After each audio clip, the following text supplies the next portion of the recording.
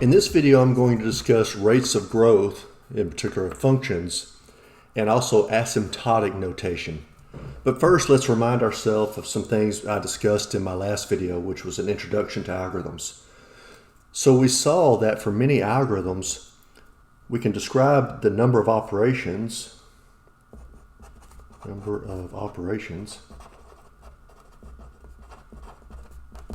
as being a function of n, where n is the number of things to process.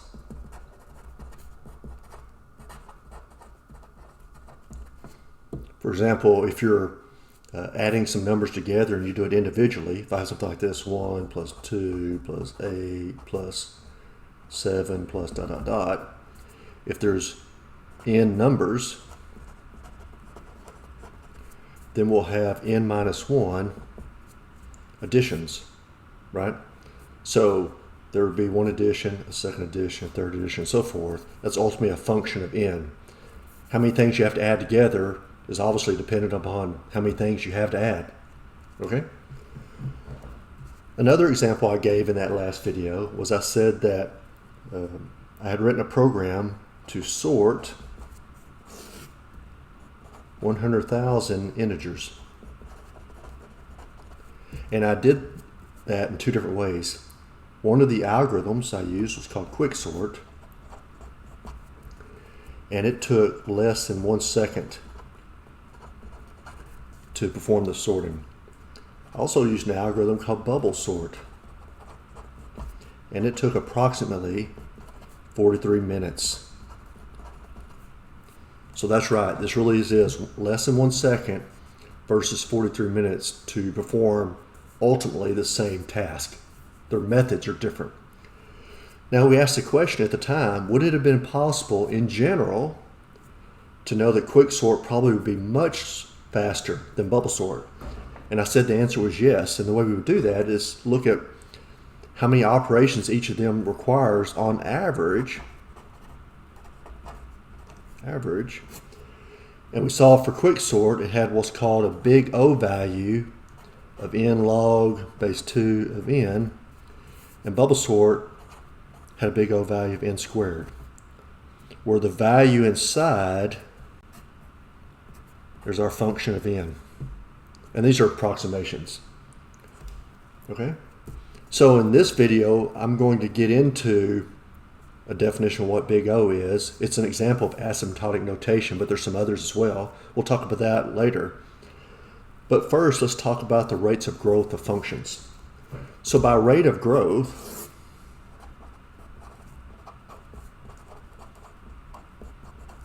what we want to know is how does the function value increase?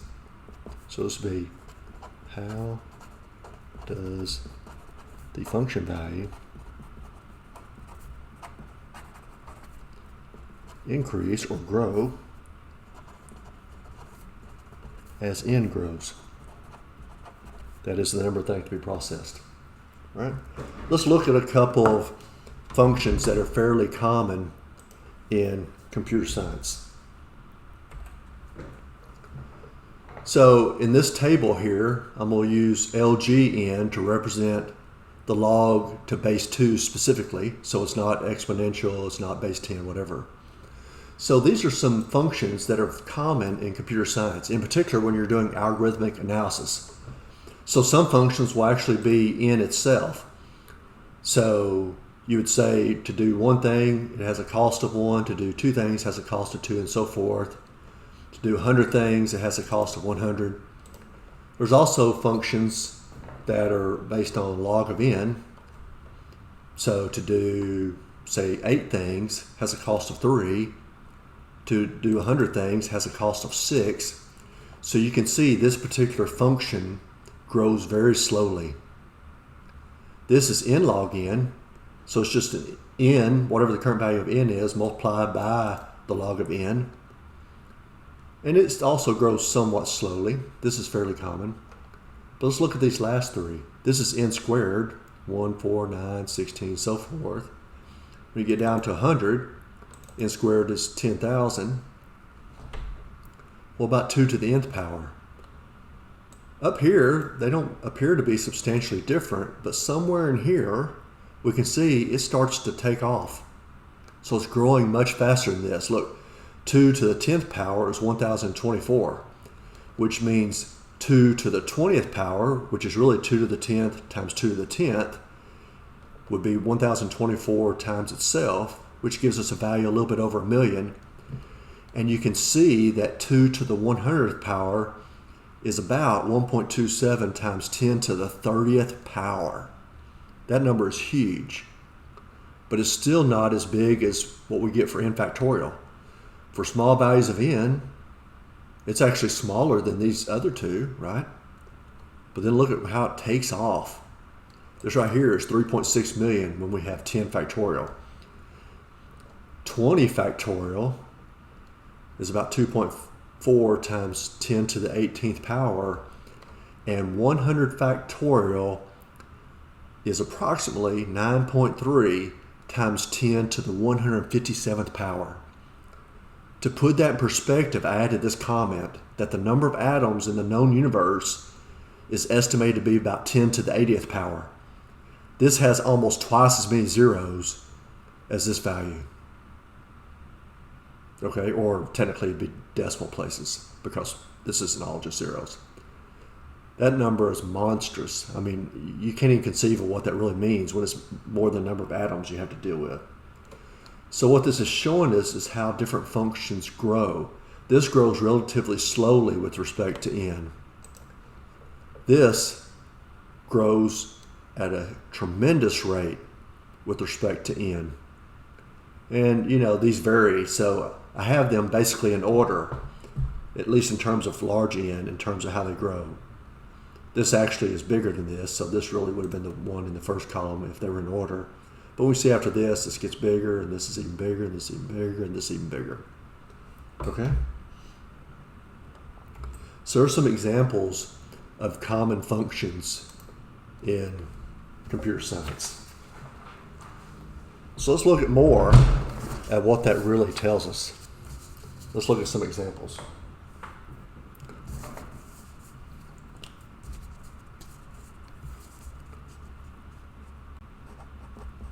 So for this example, let's say we have two algorithms. Algorithm 1 requires f of n equals n plus 1,000 operations.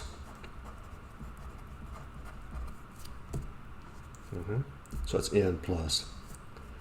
And algorithm 2 requires g of n equals 2n operations. So if we look at some values, we have n plus 1,000, 2n. We have 1, 2, 3, 4. Let's draw some lines to keep these sort of straight. This would be then, of course, 1001, 1002, 1003, 1004. And this will be 2, 4, 6, 8. So up here, g of n, which is this one, is much smaller. Because I would say 1001 is much greater than 2, 1002 is much greater than 4, and so forth. Or to work our way down, we would see that when we get to n is equal to 1,000, 1,000 plus 1,000 is 2,000. And 2 times 1,000 is also 2,000. So at this point they're equal. And then when this is 1001 and more, this would be 2001, which is less than 2002, which is twice this. So from this point on, we have that n plus 1,000 is less than 2n. Okay, starting at n equals 1001. But even right here, these appear to be basically the same. So is there some way of knowing what will happen? Because the whole point of doing this is to wonder what happens as n gets smaller. On a modern computer, if you had to choose between these two algorithms and you were using, say, let's say n equals 10 things to process, which means one of those takes 1,010 operations versus 20 operations. On a computer that can do billions of steps at a time, or machine instructions technically, but for something that can perform billions of machine instructions per second, you're not even going to notice the difference between these. So we don't even care about these. What we care about is when things are in the thousands, millions, billions, and so forth category. That's when we really care. So what happens? How do we relate these two? Well, if this limit exists, we can use something from calculus. So the limit as n approaches infinity, and let's take our two functions. Let's say 2n, which is the one I'm thinking here is going to be bigger, over n plus 1,000, which is equal to the limit as n approaches infinity. If we divide this by n and this by n, we have 2 over 1 plus 1,000 divided by n is 2. This shows that as n gets really large, the ratio of the cost in terms of operations becomes 2. That for large n, g of n is approximately twice the cost of f of n. Okay? What if we used a third function? What if we were looking at, say, for example, we have h of n requires n squared operations. And let's compare to our f of n is equal to n plus 1,000. Okay? So once again, we'll create a little table.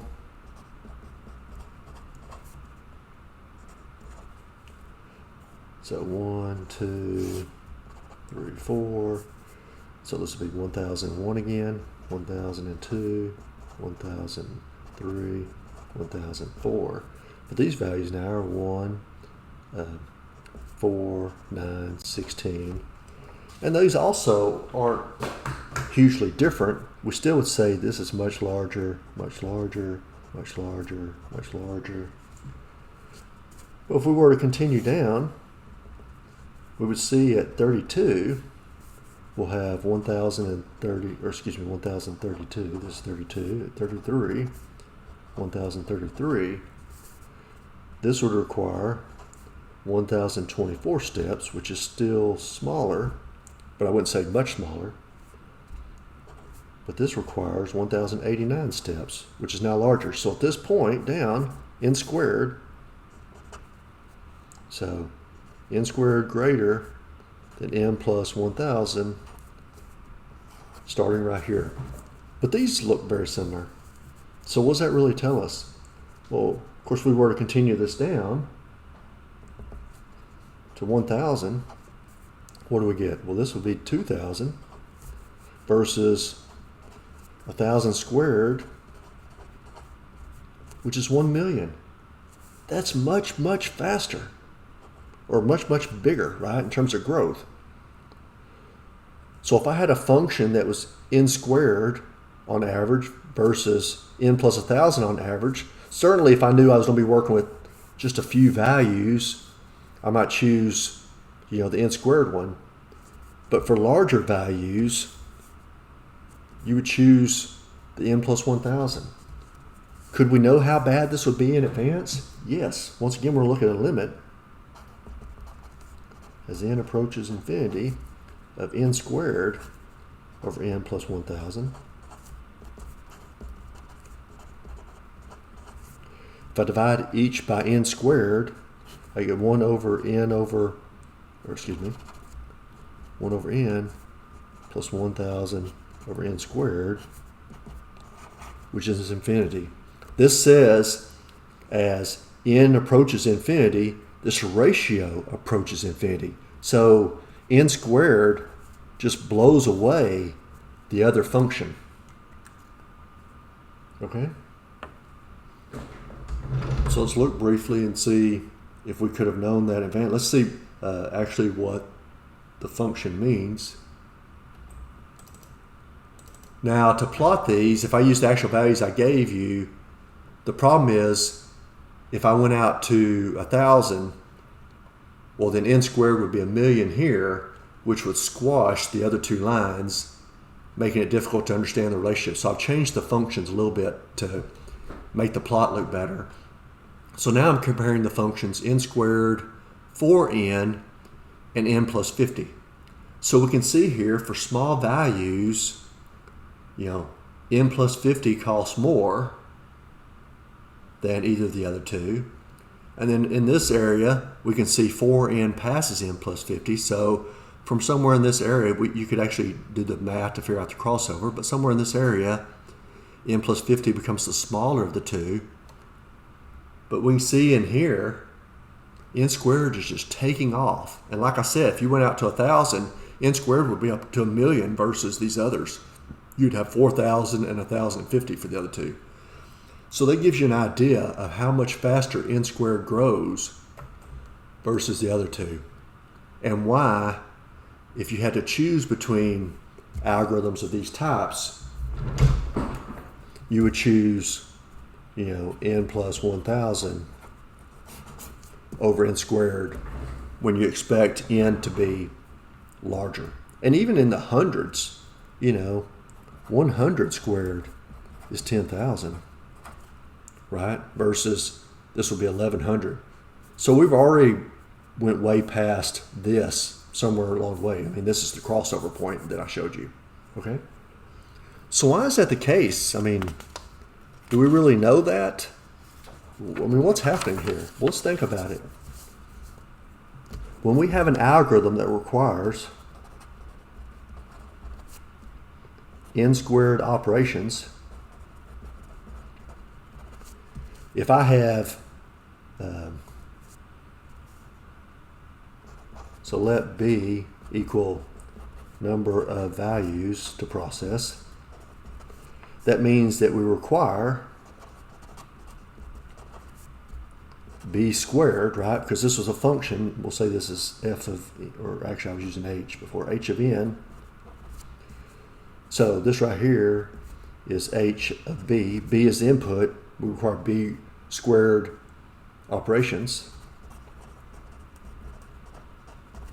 What if we use 10 times as many values? Our function now says h of 10b is equal to 10b squared, which is 100 b squared operations. So it's 100 times as many operations as this when we have 10 times as many values. What if we'd had 100 times as many values? Well, now it's 100b as input, which is 100b squared, which is equal, let's put here, 10000 b squared, 10,000 times as many operations when you only have 100 times as many values. Okay? So that's why this grows so crazily as n gets bigger. You can't really see it with linear, but when you start getting things like squared or exponentials, whatever, you can see how it takes off. So what happens if we had something? So let's look at another example briefly. What if we have, say, 2 to the n or n factorial operations? Well, remember we saw that even if n is relatively small, when we use 100, we saw that 2 to the 100th was approximately equal to 1.27 times 10 to the 30th, and 100 factorial, if that was our algorithm, was approximately equal to 9.3 times 10 to the 157th. So if this is the only way you know how to do something, is something that would cost you 2 to the nth or n factorial operations for reasonable size numbers, you just don't do it.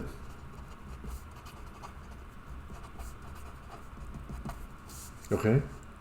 This is when you start getting into things like if you're trying to produce every conceivable chessboard arrangement or something. That just blows up like crazy. And you can't, in your lifetime, generate every conceivable chessboard arrangement. So if this is what you have to deal with, you just have to find an alternative. Or maybe you approximate it. There could be something that requires n factorial operations if you do it one way that may have a simpler way of doing it that we use instead. Or you may have an approximation that you consider good enough that you use instead. But if it really requires this many operations, no computer in existence is going to be able to do it. So you don't do it. All right. So there we talked about rates of growth. So let's talk about something else now. We're about ready to talk about big O notation, which is asymptotic notation. But before we talk about it, let's also point out that in my last video, I gave you three out of, there probably are more, but I gave you three things that influence the time it takes to do something. One was the hardware. Over time, computers tend to get faster, which means to perform a particular task often takes less time. But, there's still always going to be things that take too much time. Another thing is the algorithm,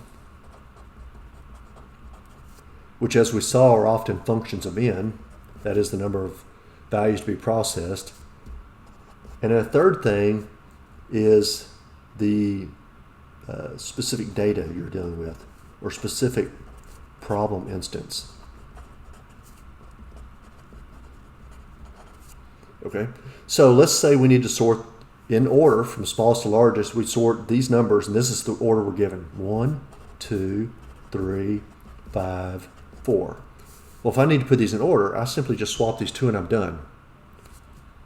Versus if I gave you this, 5, 3, 1, 2, 4, this requires a lot more work, obviously, right? And this is for 5. If I gave you 1 million numbers and a few of them were out of order, you could still conceivably do those by hand. If I gave you 1 million numbers in random order and they covered a large number of different values, that wouldn't even be reasonable to do out of hand, or it wouldn't be reasonable to do by hand, okay? So if that's the case, how do we know in advance which algorithm is likely to require less work? Well, rates of growth are what we're going to look at, but realize all of those are ultimately influenced by your particular problem instance. Okay, so let's look at a couple of definitions. And I've taken these definitions from this book, Introduction to Algorithms by Corman, Lasserson, and Rivest, at least for the first edition. Now, I think they're up to the third edition as of 2022 when I'm making this video. And there's actually a fourth author, but their definitions, I think, remain the same.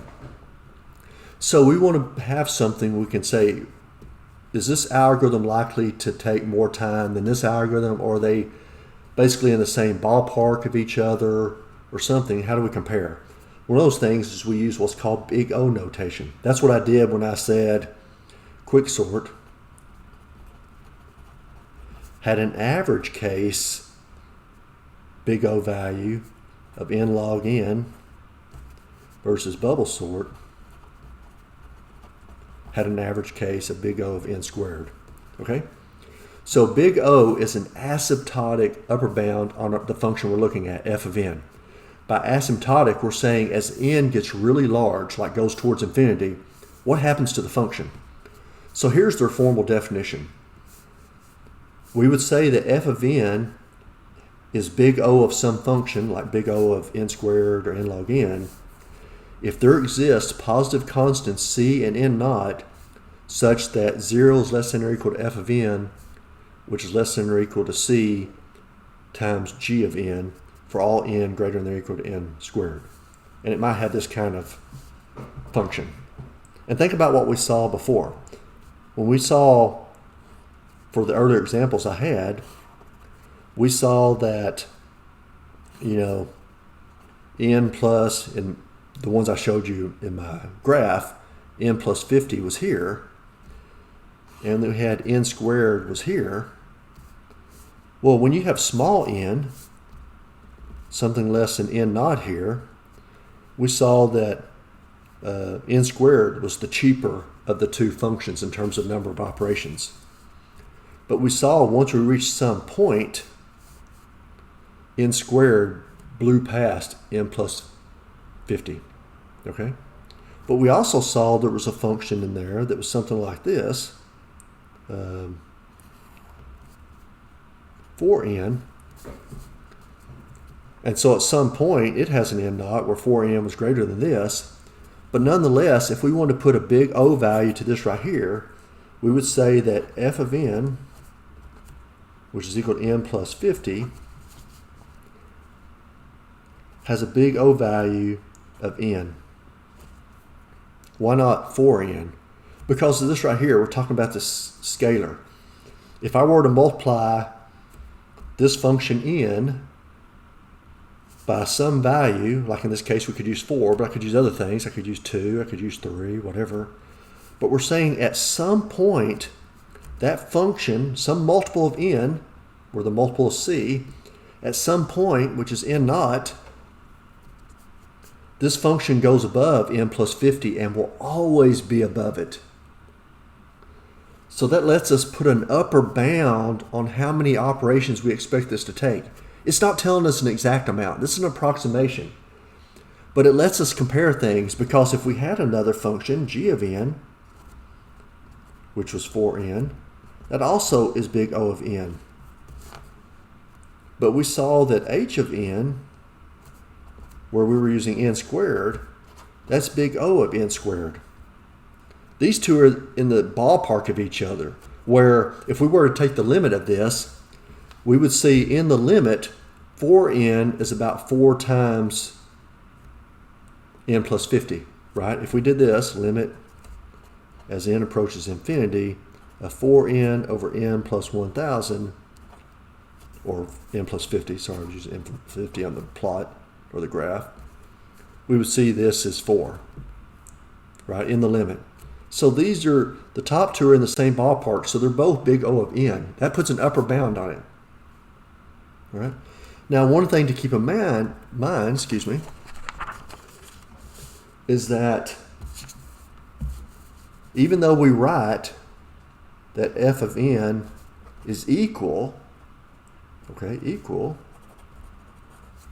to big O of some function of n, in reality, it's about set membership. So in reality, it's really this. F of n is an element of big O of g of n, which means it's one of the functions out of the infinite number of functions that are bounded above by whatever g of n is.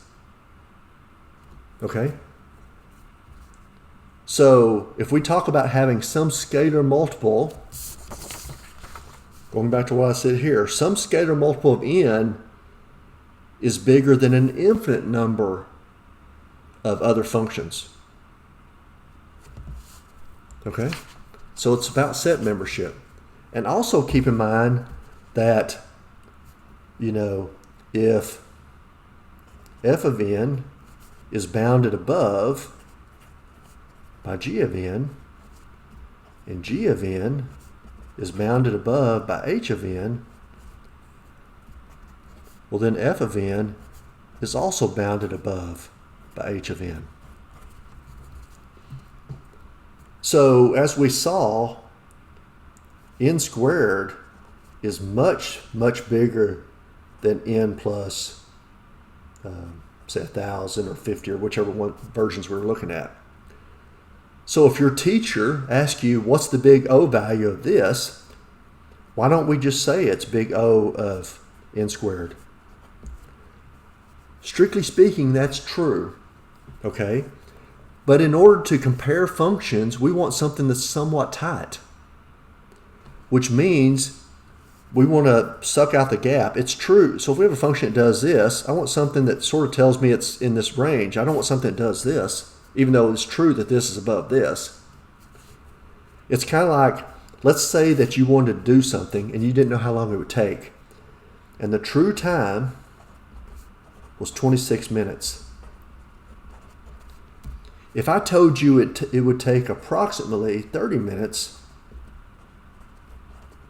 that would be a pretty good upper bound. But it would also be true to say that it would take less than 1 day. Okay? It's true that 26 minutes is less than 1 day, But these are so far apart, you wouldn't consider that a very good bound on how much time you need to devote to it. 30 minutes is a pretty good bound. Okay? So you want to come up with a reasonable upper bound.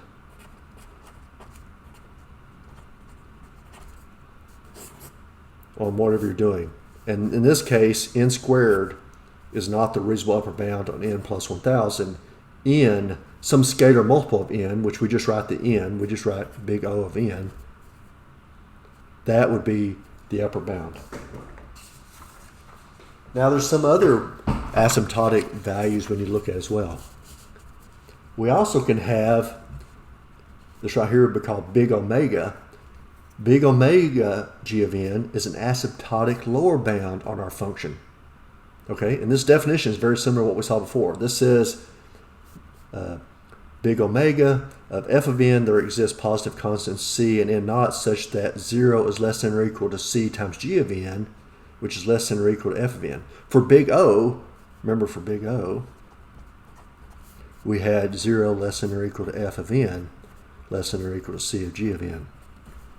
So what we're saying is, we have this plot right here. Now c of g of n is a lower bound on f of n. So if I had the function f of n was equal to, say, n plus 48, well then I could say f of n is equal to big omega of n. Since I could scale this, I could actually just use n, that would be fine. Or I could scale it with some positive scalar multiple that would tell us this is a lower bound once we reach a certain point. That doesn't mean starting at 0 or 1, actually, in many cases. Just at some point, c of g of n is less than f of n.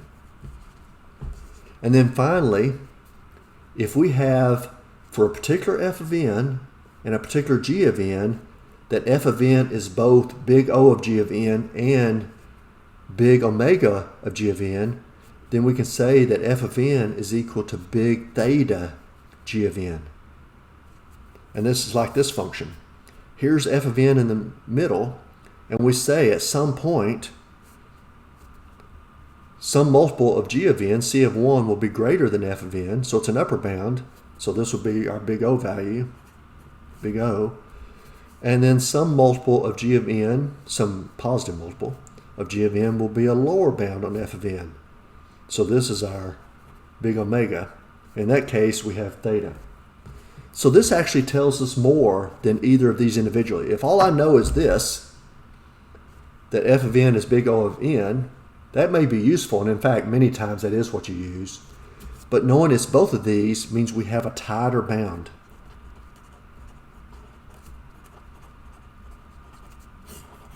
And what does that really mean in terms of usefulness?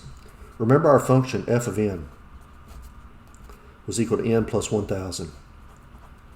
I told you that it's technically true that f of n is big O of n squared. But it is not true that f of n is big omega of n squared. Okay? It is true that for small values of n squared is smaller than this, but what will happen, we get something like this.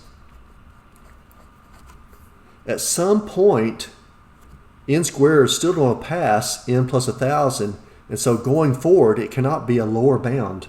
You could scale this by some small positive number to shift the crossover point, but it can't be permanent, which means in this case, we would not be able to say that f of n is theta of n squared, because it's not both this and this. It is this, but it's not both, and therefore this would not be true. And that's also why this is a tighter bound. We know that a particular function can be scaled in such a way that it's an upper bound using one scaling, it's this, using C1, and a lower bound using this. So let's say we had this, let's say we had, this won't be drawn correctly, but let's say this is, 2n is our function. This is our f of n. Well, then we could use 3n and 1n to be both an upper and lower bound. So in this case, 2n is theta of n because we can find a factor to scale this 3 and a factor to scale this 1 that makes it above and below. Okay? So these are all examples, whether we're using big O, big omega, or big theta, these are asymptotic notation for representing the growth rate of functions. And they in turn allow us to compare functions to try to figure out in advance which one is going to require more effort or maybe too much effort, period, and therefore we don't go that route. So in future videos, I'll start showing you how to actually come up with the big O values for different things.